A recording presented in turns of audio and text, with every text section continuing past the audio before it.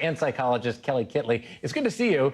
What is a third place? Oh my goodness. So it's the place in between work and home, or school and home. And it's really this place that people can go and feel a sense of community and calm, and there are no expectations. But are we talking about, is this like a mental place, or is this like a physical location? Well, no, this is a physical, third places can be made up in our head, but we're talking today about physical places. And so, you know, Jacob, I know that you're a hiker, and so maybe there's a certain park that you like to go to. I and see. You see people there frequently, and it sparks community and conversation.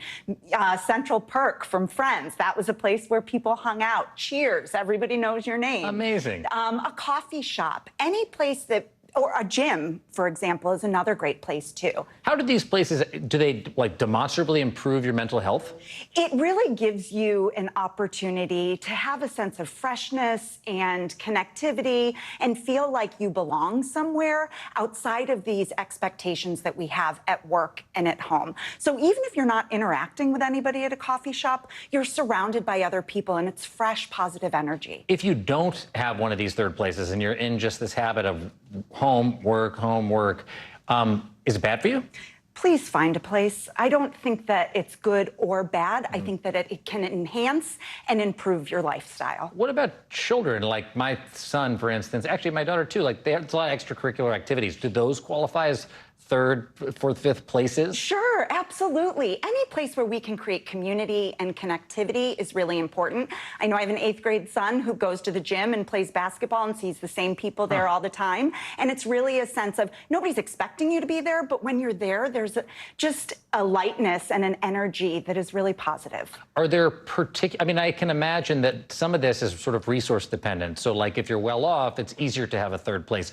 Are there communities or people who may be less likely because they don't have the resources to sort of find one of these places? Thank you for saying that. Libraries, those are free places people can go. Parks, those are free places. But really it is about the awareness of creating something. And that's my call to action for viewers today. Take a moment and think about, where do you feel welcome and where is that central place? And if you don't have one, it's really important to find one in 2024. And you're not saying in one of these places you got to go make new friends. It's just, this could be a place for you to be with your own thoughts. Absolutely. And so many of my clients who struggle with depression or anxiety, I will ask them, why don't you just go to the bookstore down the street and be around other people? You don't have to talk to anybody, but just having conversation and engaging with other people is so good for our mental health. Did the pandemic, in a way, change all of this? Did we have more third places before the pandemic and people haven't emerged yet to sort of refine them? Absolutely. So before the pandemic, people did gather in community. And then when the pandemic hit,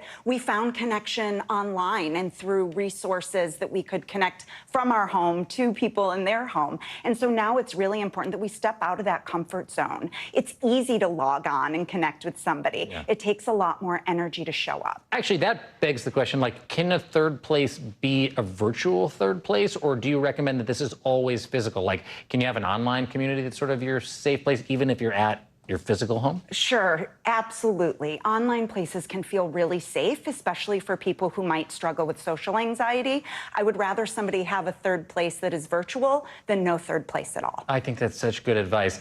Do you have a particular third place? Maybe you don't have to. I'm not going to ask you to disclose it on that. Tell me. I practice what I preach, Jacob. And, you know, the Jersey Shore is one of my nice. third places, is where I'm visiting over the break. But also I have a coffee shop and a gym that I go to that I see the same people and we say hello, and it's nothing deep, but it is a friendly face. I love it. It makes me feel good just hearing that. Licensed social worker and psychologist Kelly Kitley, thank you so much. Great to see you. Good to see you. Happy New Year. Thanks. You're watching NBC News Daily, everybody. Don't go anywhere.